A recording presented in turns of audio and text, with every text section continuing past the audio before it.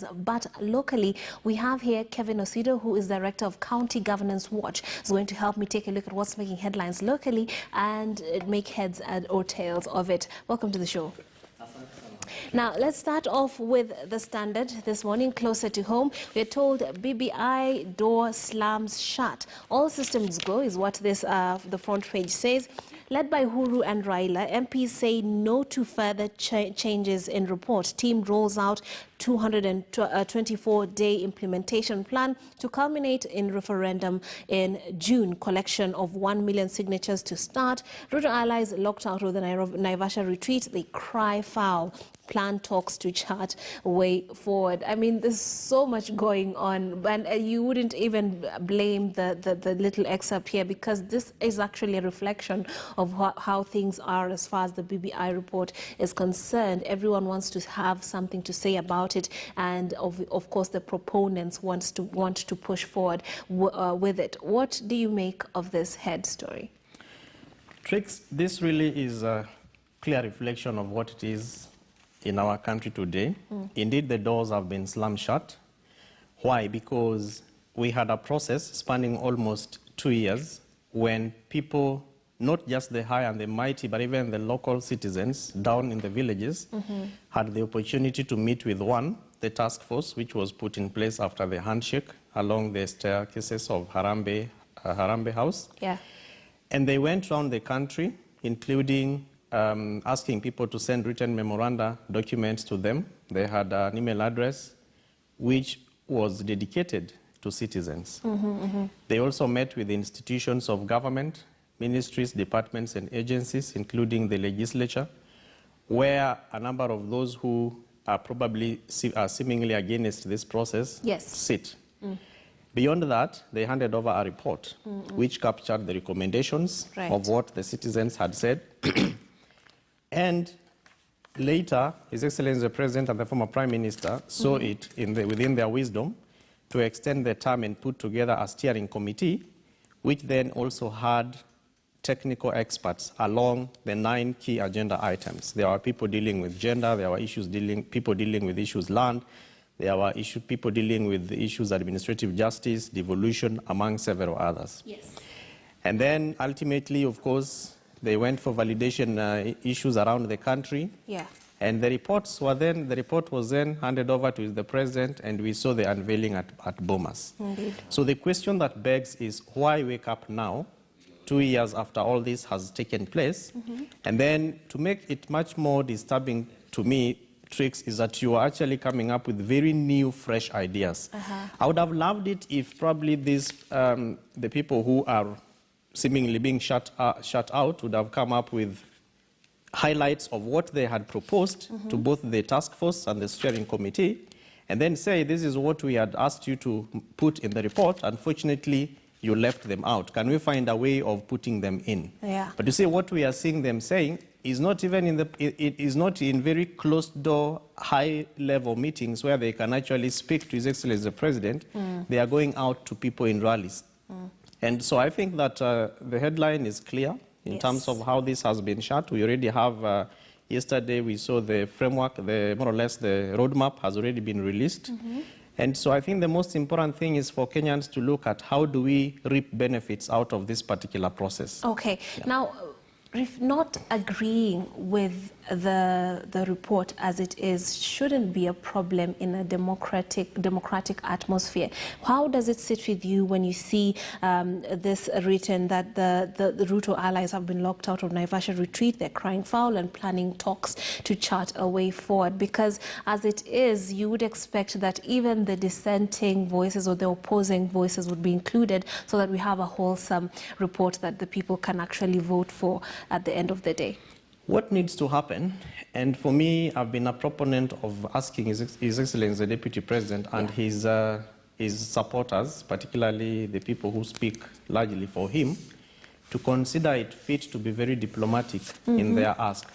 Because what we have seen is this very antagonistic approach that is not seeking to necessarily present a problem solving, an opportunity to problem solve. Yes. What we have seen happening is them being very anti the BBI process right from the onset. And I think in a democracy like ours, as you rightfully said, dissenting voices are okay, because then it shows that things are not fit, things are not okay.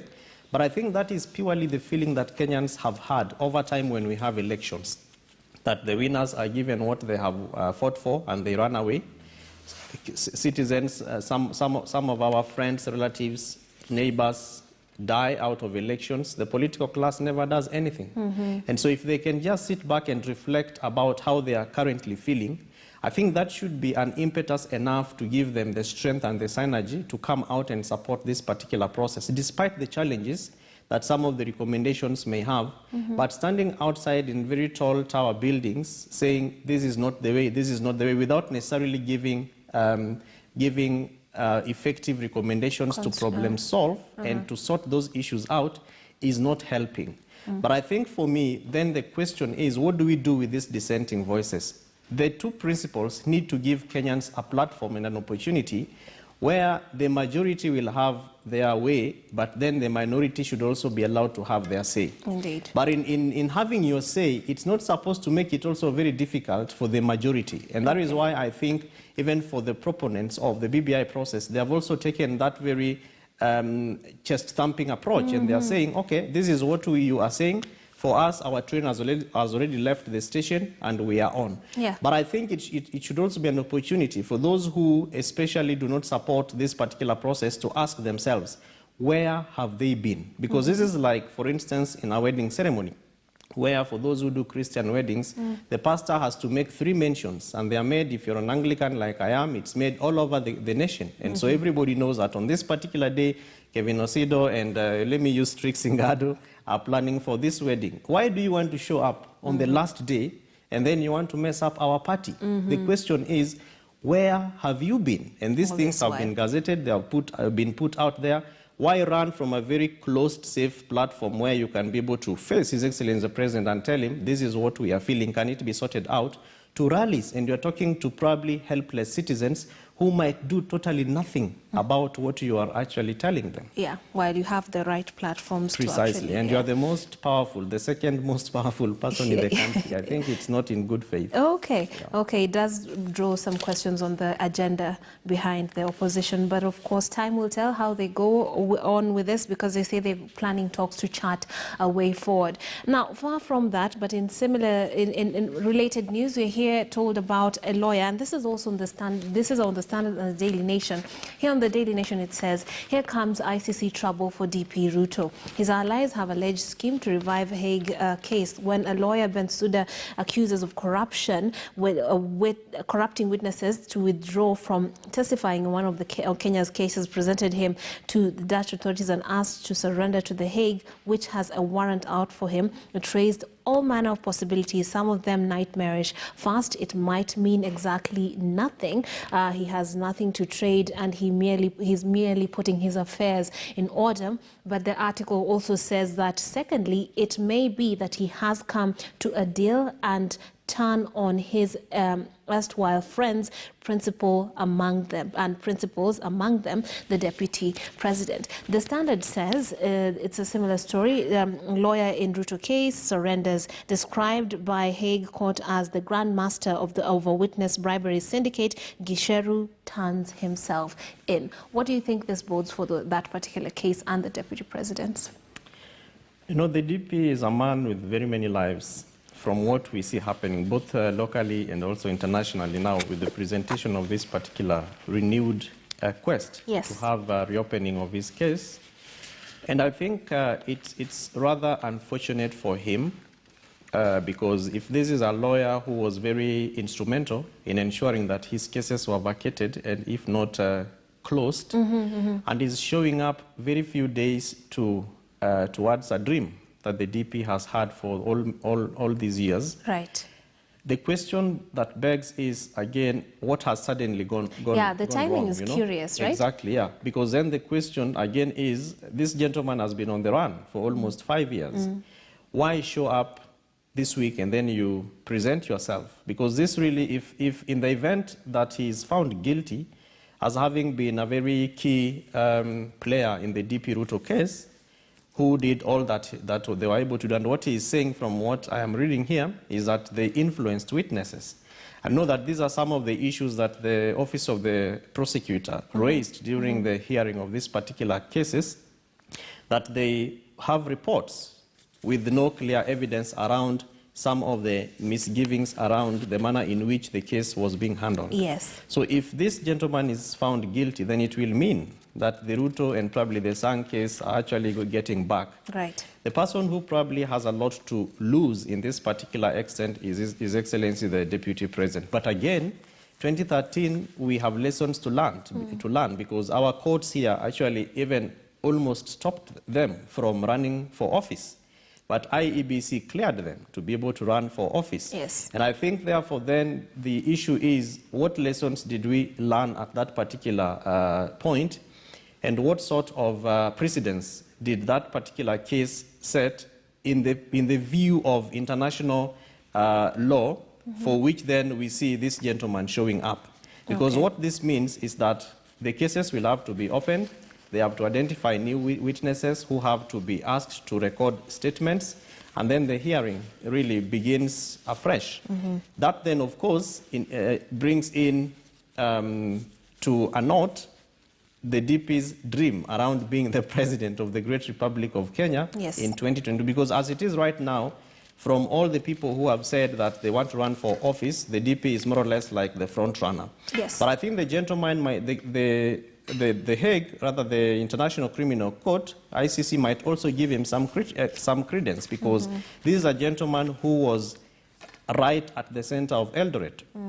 He's a gentleman who was practicing his law at the point, at the location where everything was happening. And so when he says, I have new evidence and I want to present myself against the arrest warrant that you have put on my head, definitely I see the court also giving him a lot of attention and probably giving him a priority insofar as two things. One, what is this new evidence that you have against a sitting deputy president? That you have to trade in. Yes, and then that you probably want to trade in. And trading it in is at two levels, tricks. Yes. It might be at the ICC, at the Hague, or it might also be locally, because the deputy president's handlers might also decide to say, what is it that you have against us, and how can we get it so that you also get what you want?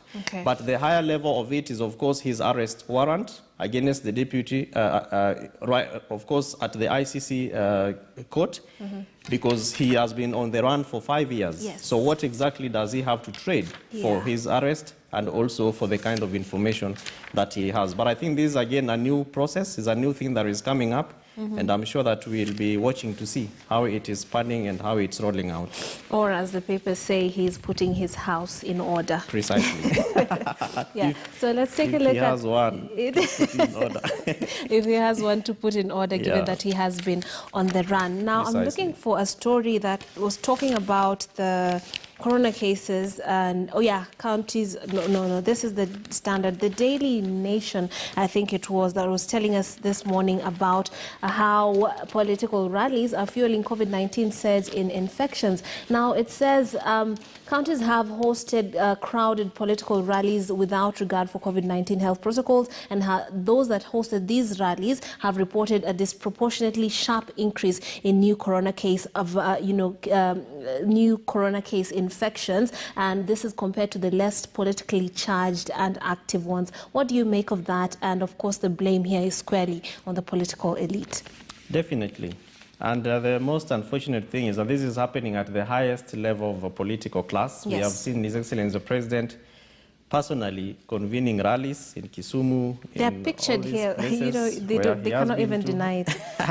We have seen meetings taking place in Kisii. We have seen the former Prime Minister, Right Honorable Raila Odinga, convening rallies. I think it is a little bit hypocritical, in my view, that you are telling people not to drink wine and to take water, but actually you are the one who is taking at the biggest amount of liters of this wine. And you're going out telling them, you see, I'm not drunk. I told you guys not to drink, and why are you drinking? You see, I'm just okay. What needs to happen is that the politicians need to consider that if Kenyans die before 2022, there is no one who is going to vote for them. So the most important thing for them is either ensure that in your rallies you're exercising social distancing, which is very, very difficult. I don't know how that can be done.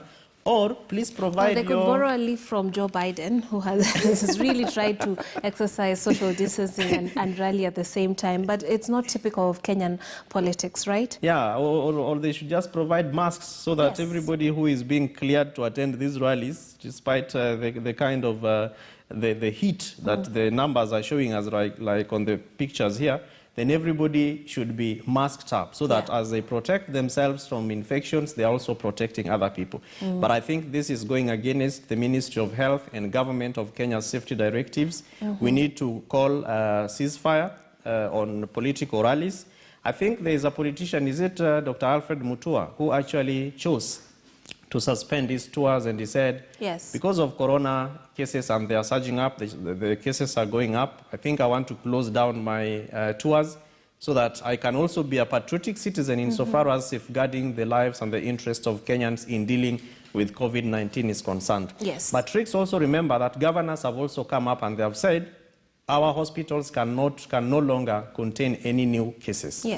They are packed, they are full, and so even if you contact or get infected with COVID-19, the question is, what will you tell people? Utaambia watu nini? Where did you get it from and how will you be helped? So I think government also need to intensify interactions with healthcare workers, particularly so that we can be able to do household management of COVID-19, so that then even as we see these kind of photos and the kind of meetings that are coming, that are taking place, let there be a safe ground for which people can actually be taken care of. Now, Kevin, just a few weeks ago, we are having politicians being tear-gassed for meetings and going against COVID-19 regulations. And we had Dr. Fred Matiang'i being accused of being biased and, enforcing these laws in an unfair way. But now we are seeing everything has been completely thrown out of the window, despite the numbers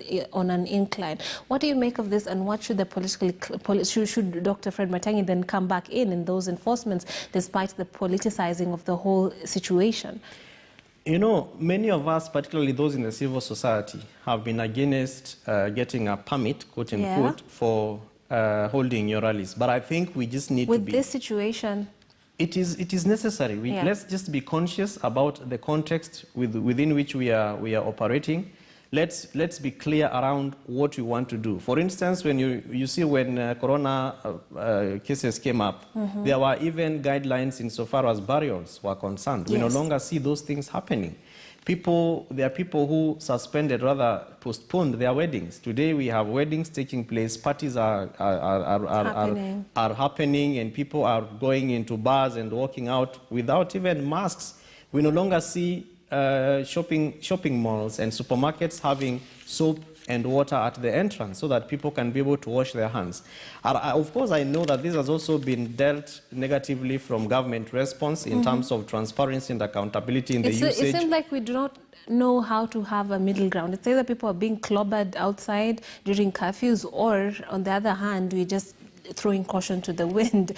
You know, even clobbering people, excuse me, Kenyans are very clever. You tell them it is 11 o'clock, they'll ensure that they are in their houses by that time. You tell them it's 8 o'clock, and you see that's partly why probably His Excellency the President moved the timelines, because given the manner in which Kenya is, transport issues, distance issues, infrastructure issues, I think what this means to me, Trix, is let's not wait for Dr. Matiang'i and his people. Let's just get back and begin to ask yourself, what is my personal responsibility? What is my patriotic duty as a citizen to be able to play my part in helping government to deal with COVID-19 cases? And always remember that COVID-19 is a personal issue. You will get infected as a person. It will not go to Dr. Matiang'i, then he says because he sent his policemen to clobber you, that you also get infected. It's not that magical. It is a personal issue. It has to do with your own safety and security and the manner in which you are taking into account the guidelines that the government has put in place. But I think even as we talk about Dr. Matiang'i and his men, the same pressure that is meting on the citizens also need to be meted on the political class. Because these are the people who are actually aggravating this particular process. See, Tricks, what is happening on page... But then, Mr. Osido, when you look at it, the chicken or the egg, what comes first? Should we reject going to these venues so that they don't hold those rallies, or should the rallies not be held at all so that people have nowhere to go? How do you approach such a when you have these kinds of groups coming up on a Wednesday afternoon when people should be working, Tricks, it only presents the kind of disenfranchisement that our politicians have particularly presented to the young people who do not have employment.